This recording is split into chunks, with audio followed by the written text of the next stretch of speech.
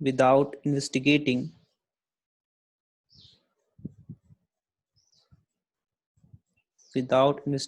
the cause।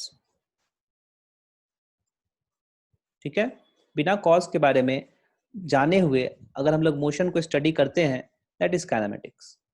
ठीक है, clear है सबको? Yes sir. नेक्स्ट लिखना heading pure translatory motion. Pure translatory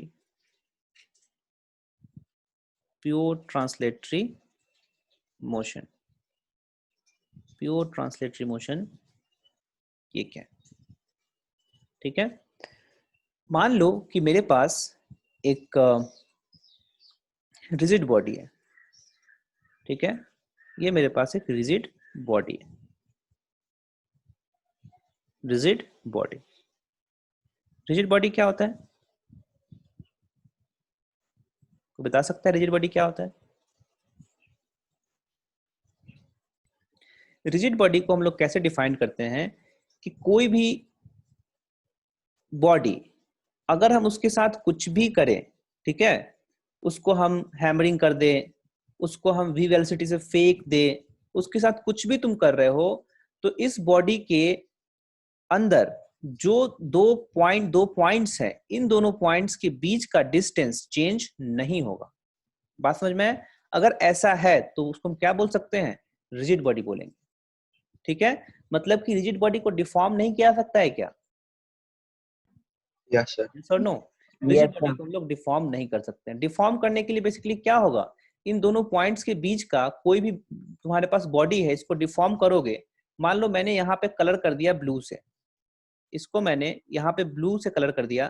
ठीक है, इस पोजीशन को ब्लू से कलर कर दिया और एक पोजीशन को मैंने ब्लैक से कलर कर दिया। अगर ये डिफॉर्म नहीं होगा, चाहे कुछ भी कर दो, तो क्या ब्लू वाले पॉइंट के बीच में और ब्लैक वाले पॉइंट के बीच में ये डिस्टेंस हमेशा कांस्टेंट रहेगा क्या? यस सर, नहीं होगा। Yes sir. डिस्टेंस चेंज नहीं होगा। लेकिन अगर ये डिस्टेंस चेंज हो गया, मतलब कि ये बॉडी डिफॉर्म हो जाएगा क्या? है ना, ये बॉडी डिफॉर्म हो जाएगा अगर चेंज हो गया डिस्टेंस। तो अगर मान लो डिस्टेंस बढ़ गया, इसका मतलब क्या है कि वहां इन दो पॉइंट्स के बीच में डिस्टेंस बढ़ गया, तब भी क्या हो जाएगा? डिफॉर्म हो जाएगा। डिस्टेंस घट गया, फिर भी क्या हो जाएगा? डिफॉर्म हो जाएगा। बात समझ में आया? जब किसी भी दो पॉइंट्स के बीच में डिस्टेंस में बिल्कुल चेंज नहीं आएगा, तो वो डिफॉर्म नहीं हो रहा है, और ऐसे बॉडी को हम लोग क्या बोलते हैं? रिजिड बॉडी बोलते हैं। लेकिन क्या ऐसा बॉडी रियलिटी में एग्जिस्ट करता है क्या? हाँ,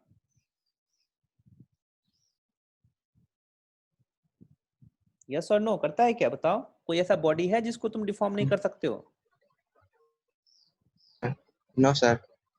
नहीं कर सकते डिफॉर्म बॉडीज को, है ना। तो ये जो रिजिड बॉडी है, हम लोग हमारे केसेस में जो स्टील आएगा, कोई बॉल आएगा, सारे चीजों को हम लोग क्या करेंगे?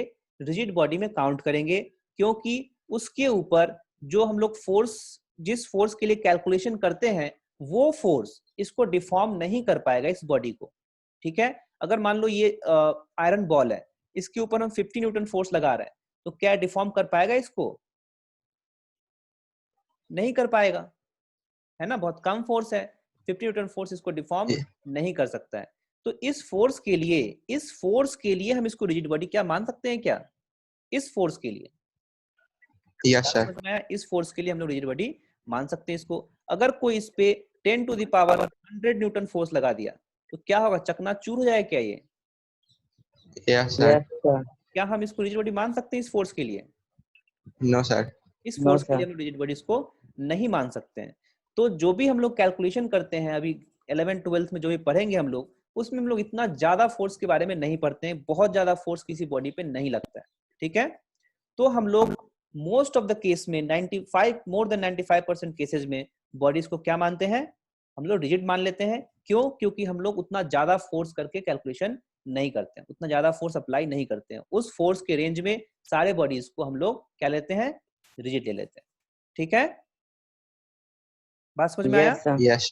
तो तुमको क्वेश्चंस में, न्यूमेरिकल्स में वो लिख के नहीं देगा कि ये जो भी हम पार्टिकल, या तो पार्टिकल लिखेगा या फिर वो कोई बॉडी लिखेगा, तो बॉडी को रिजिड बॉडी नहीं बोलेगा। वो कभी कभी बोल भी सकता है, कभी कभी नहीं भी बोलेगा। ठीक है, तो तुम मान लेना कि रिजिड बॉडी के बारे में ही बोल रहा है, ठीक है क्या? बात समझ में आ गया सबको? Yes sir. Yes sir. तो रिजिड बॉडी का डेफिनेशन एक बार लिख लेना। अच्छा, बाद में रिजिड बॉडी का डेफिनेशन लिखवा देंगे नोट में डाल के, ठीक है? बेसिक आइडिया तुम लोगों को पता चल गया है कि रिजिड बॉडी क्या होता है। उसके बीच का डिस्टेंस चेंज नहीं हो सकता, जो कि पॉसिबल नहीं है, ठीक है? आइडियल सिचुएशन है ये। चलो, तो हम लोग पढ़ रहे थे प्योर ट्रांसलेटरी मोशन।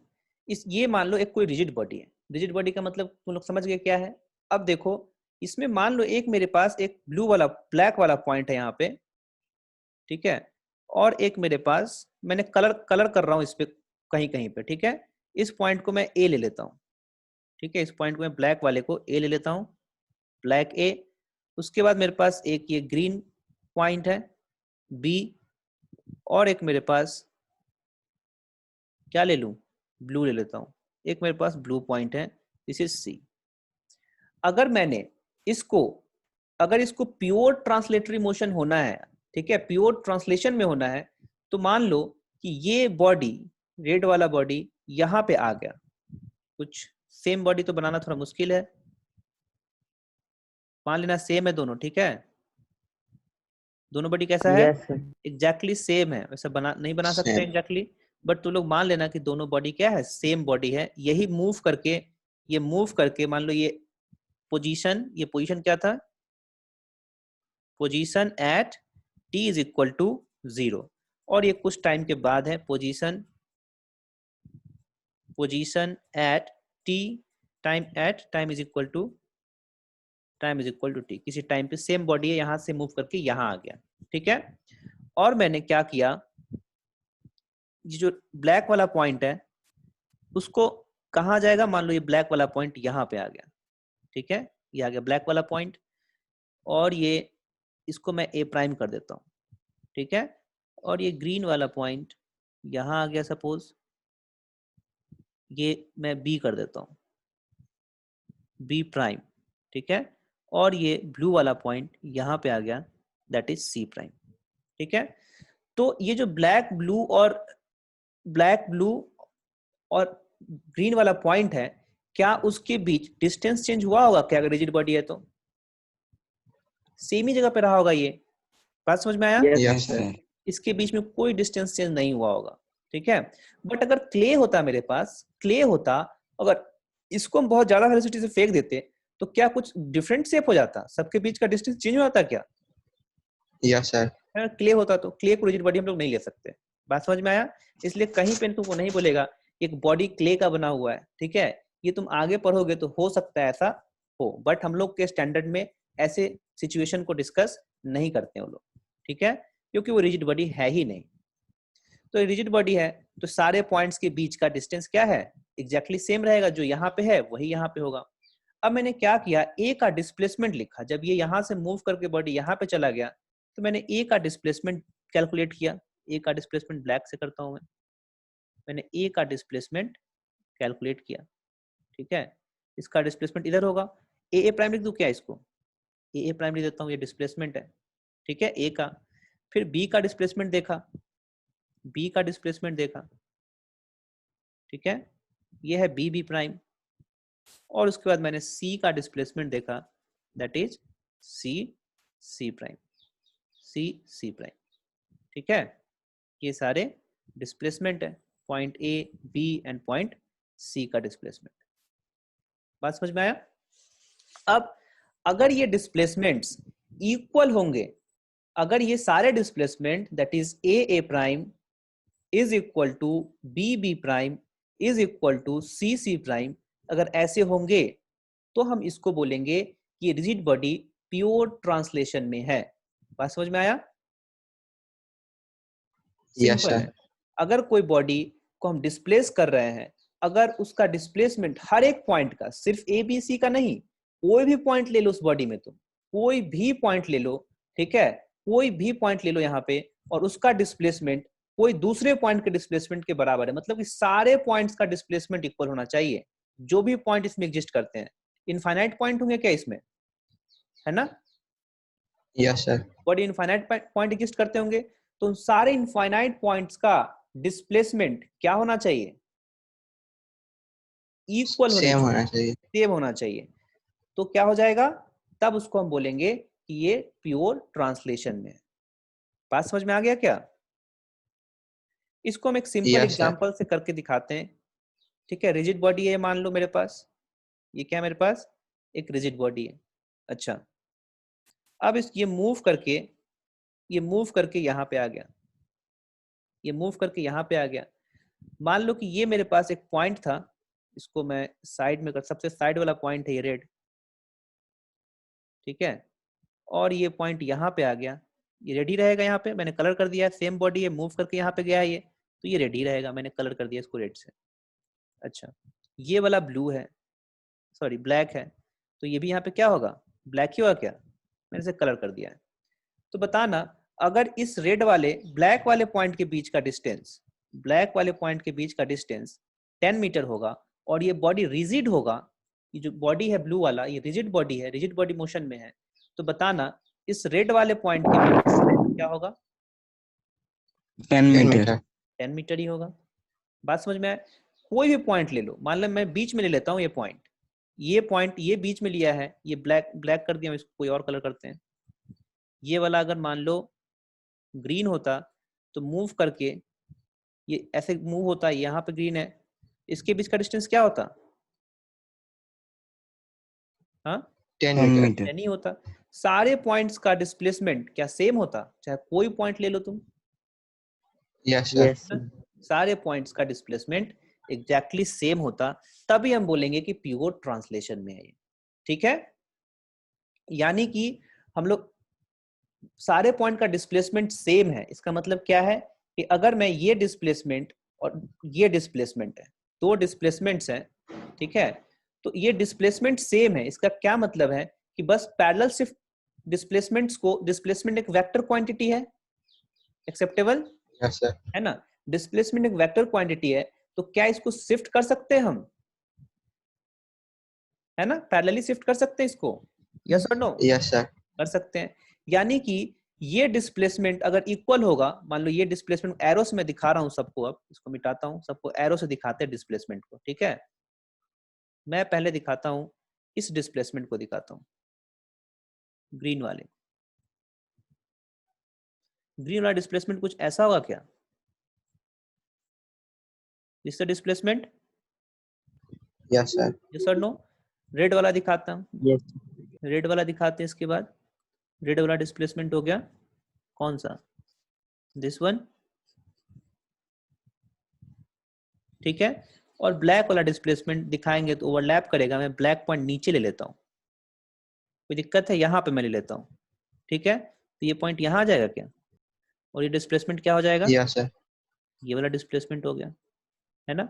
देखो तो सारे ब्लैक वाला लाइन, ग्रीन वाला लाइन और रेड वाला लाइन सब ओवरलैप कर जाएगा क्या, अगर शिफ्ट करके इस पे डालेंगे तो एक दूसरे को ढक देगा क्या, सब यस सर। एक दूसरे को ढक देगा, लेंथ भी बराबर है, डायरेक्शन भी सेम है सबका, सारे वेक्टर्स एक दूसरे को क्या करेंगे, ढक देंगे। अगर रेड वाला इसके ऊपर डालेंगे तो ब्लैक दिखेगा, ब्लैक नहीं दिखेगा, है ना, क्योंकि ओवरलैप कर जाएगा एग्जैक्टली। बात समझ में आया? तो डिस्प्लेसमेंट सारे यस पॉइंट्स सर। का, तो ऐसा तुम बोल सकते हो कि जो भी पाथ होगा ना इस पार्टिकल का, सबका जो पाथ होगा, देखो एक वीडियो है मेरे पास, उस वीडियो को देखोगे तो तुमको बहुत अच्छे से समझ में आएगा, ठीक है, चलो वीडियो देख लेते हैं एक बार।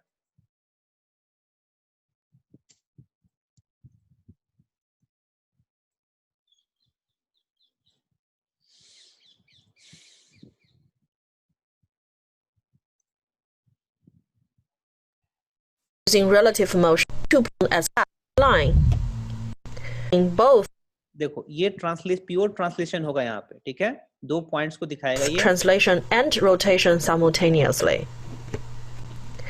During translation, the path could be a straight line,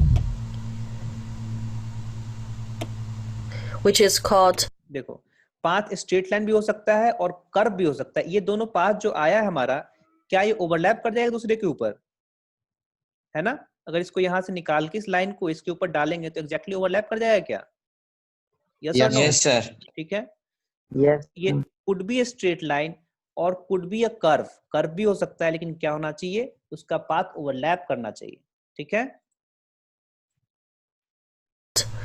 rectilinear translation, or the path could be a curve, and this is known as curvilinear translation. Either way, during translation, for any 2 points on this rigid body, their paths are identical. Now let's analyze translation using relative motion. ठीक है, path समझ में आएगा तुम लोग कैसा है, क्या होना चाहिए पाथ? पाथ ओवरलैप करना चाहिए किस केस में? प्योर ट्रांसलेशन के केस में। कर्विलिनियर ट्रांसलेशन हम लोग जब फ्लूइड पढ़ेंगे वहां पे थोड़ा बहुत देखेंगे, अभी हम लोग प्योर ट्रांसलेशन पे फोकस करेंगे। ठीक है, rectilinear translation, pure translation, rectilinear translation के बारे में हम लोग फोकस करेंगे। ठीक है, उसमें क्या है कि सारे पार्टिकल, एक बॉडी किस लाइन पे चलता है? स्ट्रेट लाइन पे चलता है। ठीक है क्या? चल, यस सर।